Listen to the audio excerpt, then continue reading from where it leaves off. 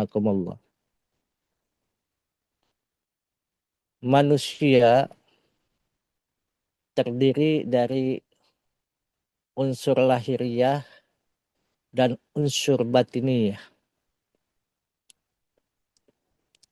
Sedangkan ruh, ada yang mengatakan hati, ada yang mengatakan pula qalbu,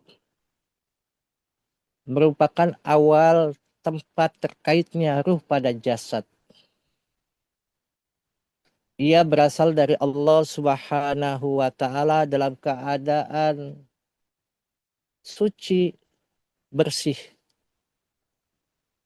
Maka hendaknya ia kembali kepada pemiliknya, dan pastinya juga dalam keadaan suci dan bersih juga.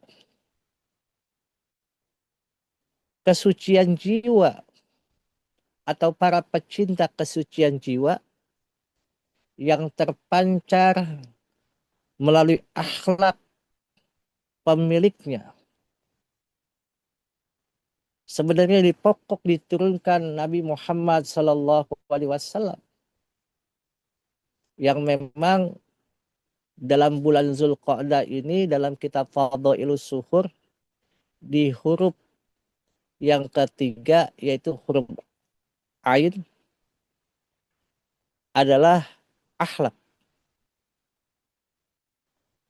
Maka pokok diturunkan baginda Nabi besar Muhammad SAW dengan keluhuran budi pekerti baginda Rasulullah, maka Allah berikan pujian kepada beliau.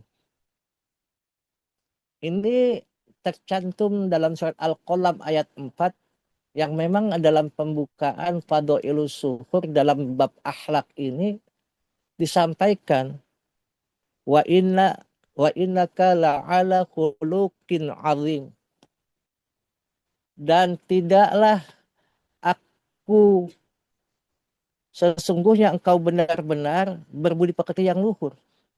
Jadi inna itu sesungguhnya itu diberikan langsung pernyataan daripada Allah kepada baginda Nabi bahwa beliau adalah punya budi pekerti, memiliki budi pekerti yang luhur.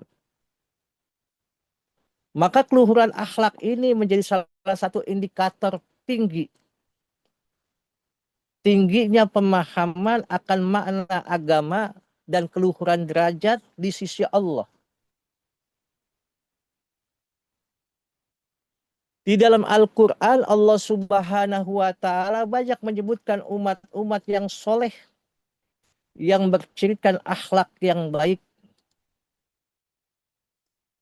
Seperti kita sering mendengar bagaimana cerita Luqman Al-Hakim atau Luqman Hakim, seorang budak yang berkulit hitam, yang secara fisikly tidak bagus menurut pandangan daripada orang-orang yang memandang, itu diabadikan oleh Allah,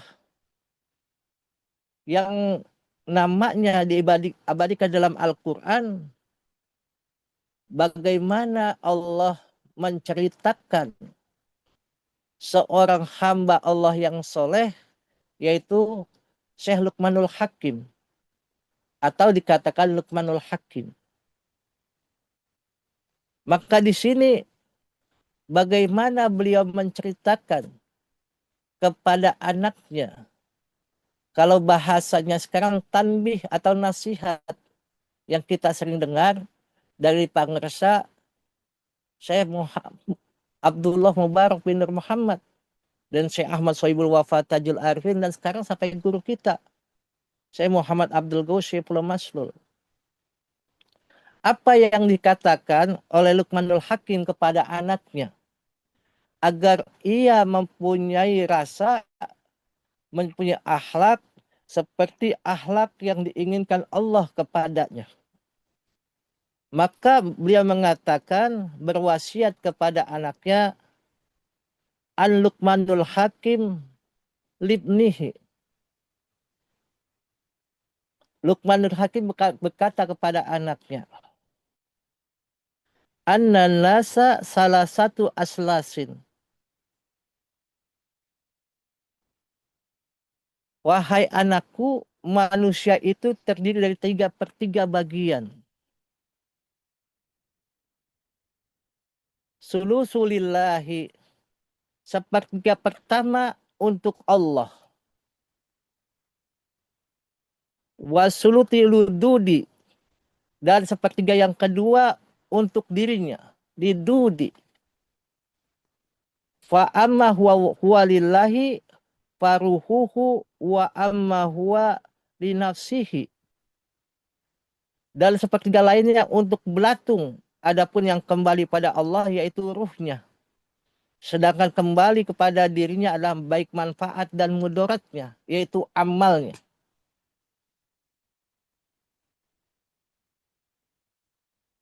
Wa amma huwa linafsihi fa amaluhu wa amma huwa lidudi fa jismuhu. Jadi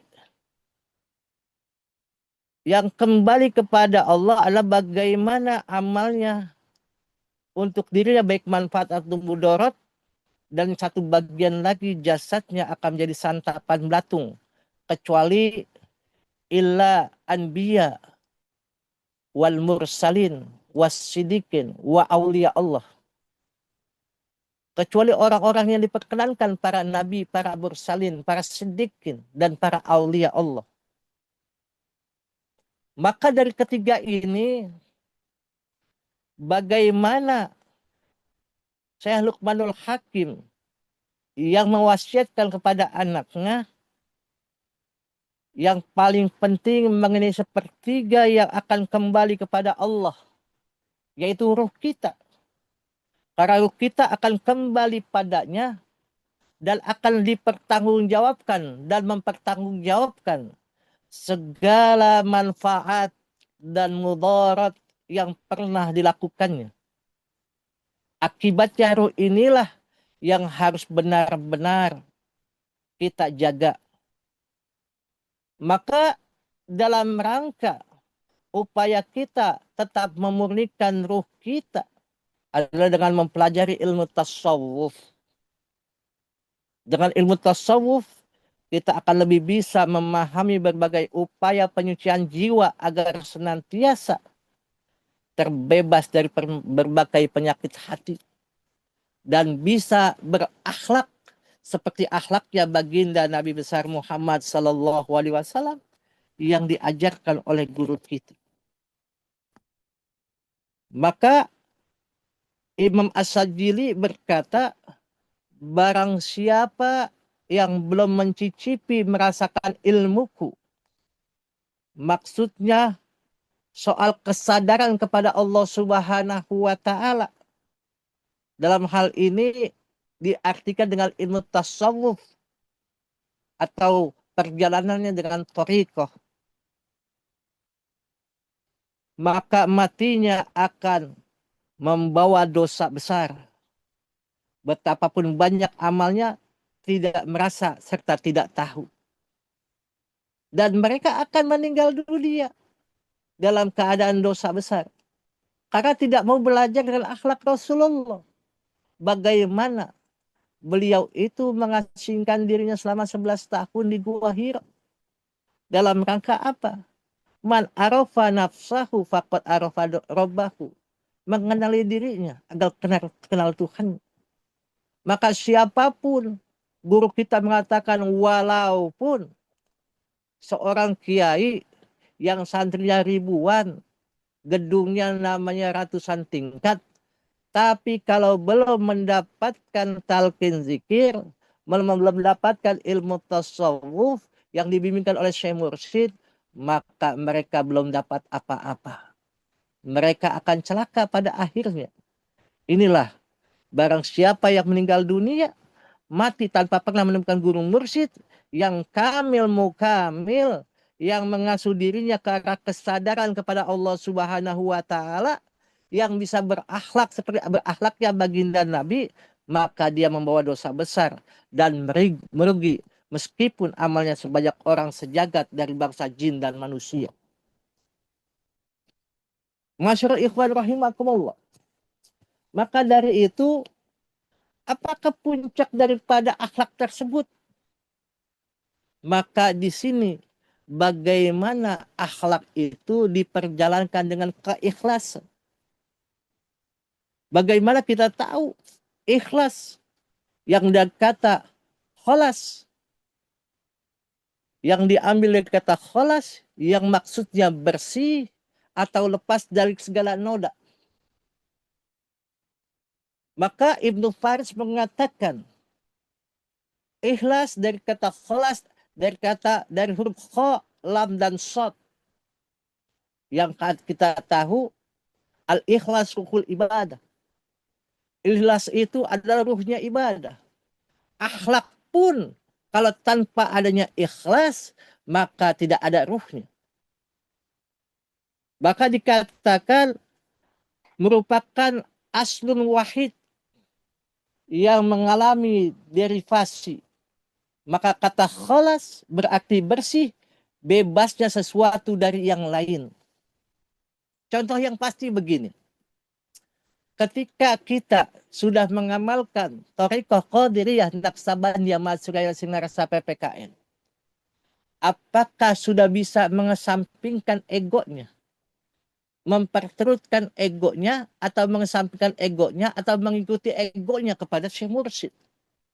Ini yang banyak baik mubalik, wakil talqin, ataupun ikhwan yang pandai berkata-kata tapi mereka masih mengatakan OTW, OTW.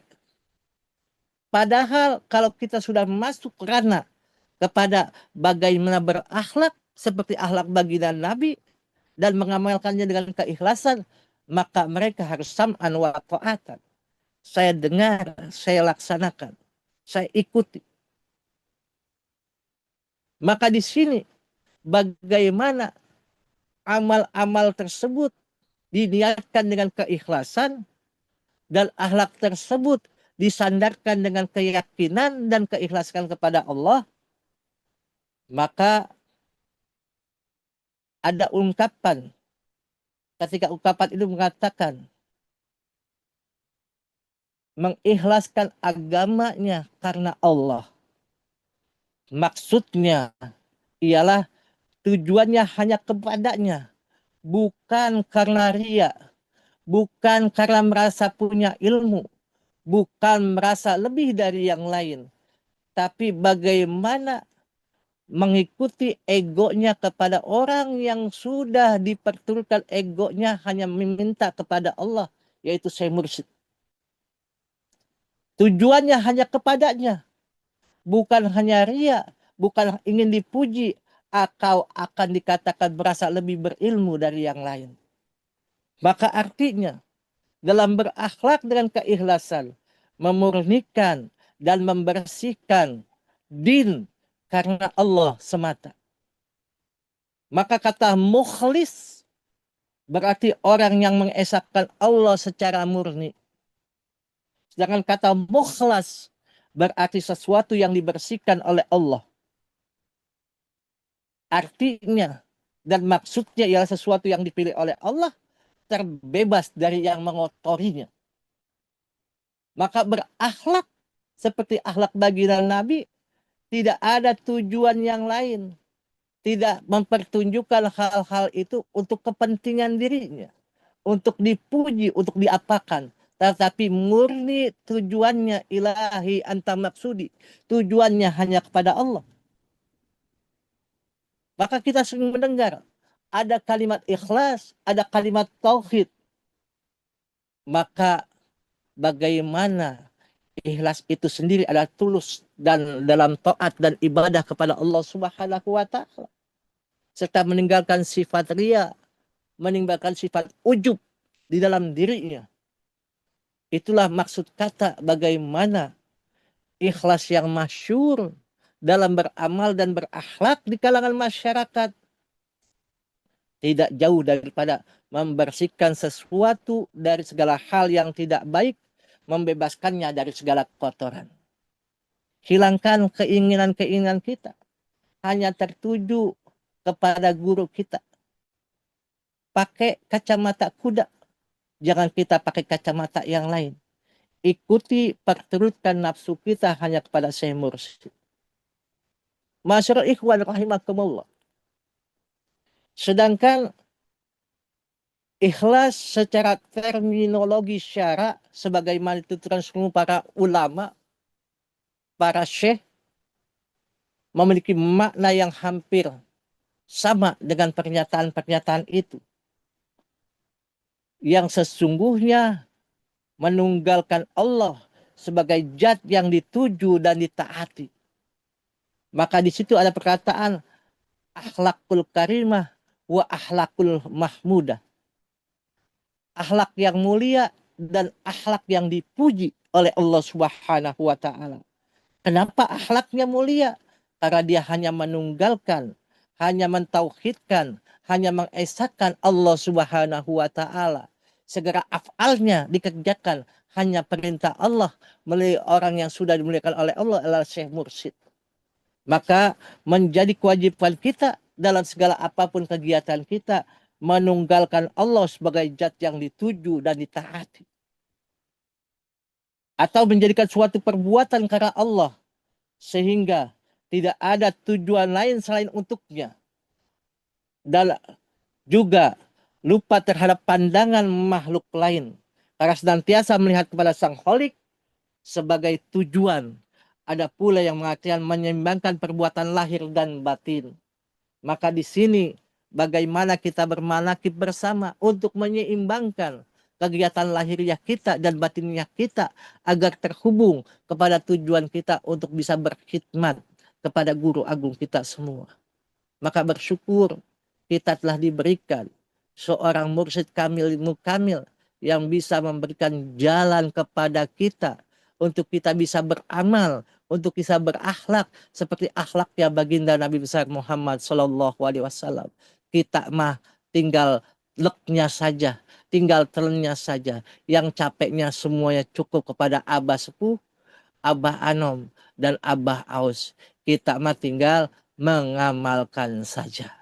Semoga Allah berikan kepada kita semua kemampuan menjadi ikhwan-ikhwan, menjadi salik-salik yang senantiasa bisa menjadikan patokan akhlak baginda Nabi yang dipertunjukkan oleh guru agung kita menjadi akhlak yang betul-betul terpuji di hadapan manusia, terpuji di hadapan Allah Subhanahu wa taala dengan memurnikannya dengan keikhlasan yang dalam kalbu kita. Tidak ada sesuatu yang ikhlas kalau tidak ada zikirnya.